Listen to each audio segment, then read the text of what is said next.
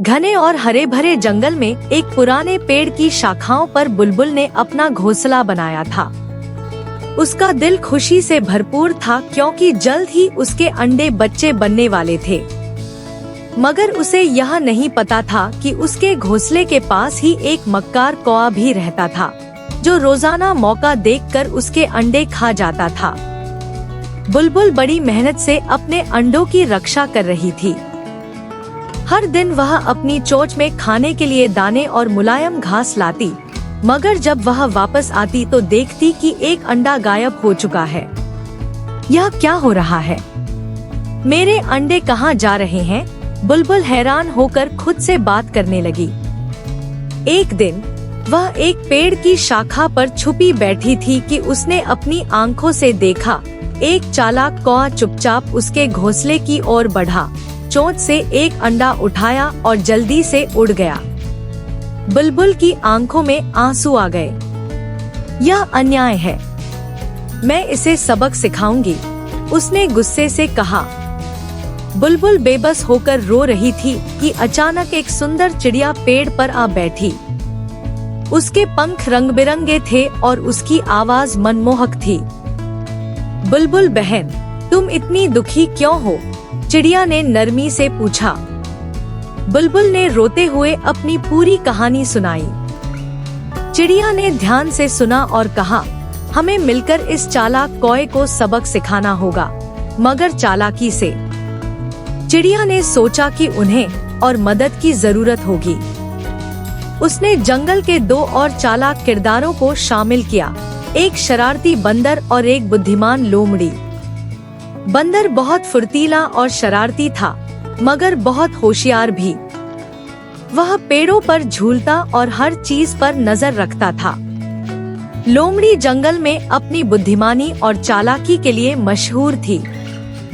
उसकी चतुराई के कारण कई जानवर उससे सलाह लेने आते थे। लोमड़ी ने एक शानदार योजना बनाई। हम कौए को उसकी ही चाल में फंसा देंगे, लोमड़ी ने अपनी चमकती आंखों से कहा।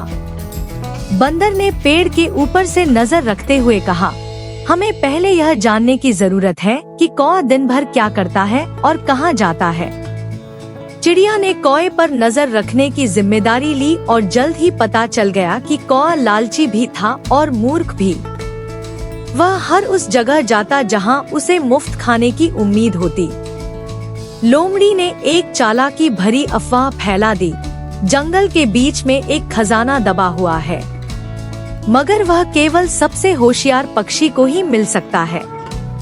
कौआ, जो हमेशा दूसरों पर राज करना चाहता था, तुरंत दिलचस्पी लेने लगा।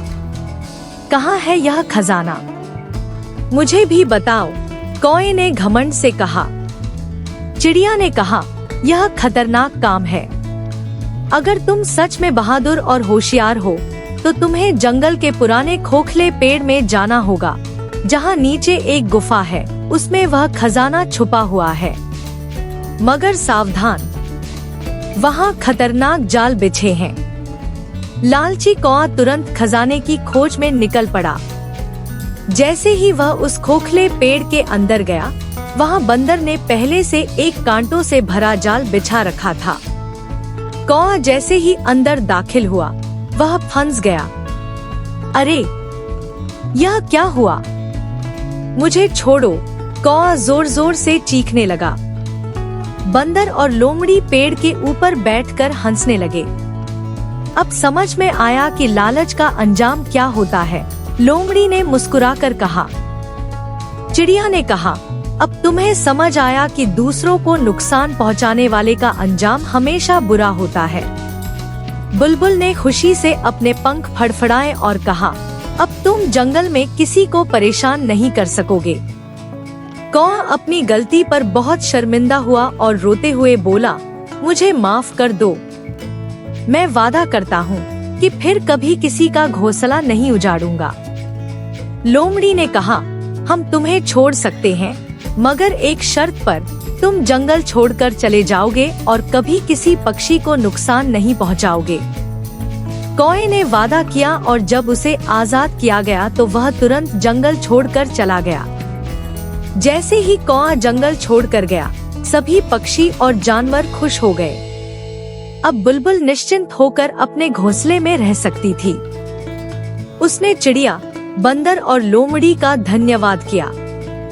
चिड़िया ने कहा, दोस्ती की सबसे बड़ी ताकत यही है कि हम मिलकर बुराई के खिलाफ खड़े हों। और इस तरह जंगल में फिर से खुशी और शांति लौट आई। शिक्षा। यह कहानी हमें सिखाती है कि अगर हम एकजुट हो जाएं, तो कोई भी चालाक दुश्मन हमें नुकसान नहीं पहुंचा सकता और लालच का अंजाम हमेशा बुरा होता है।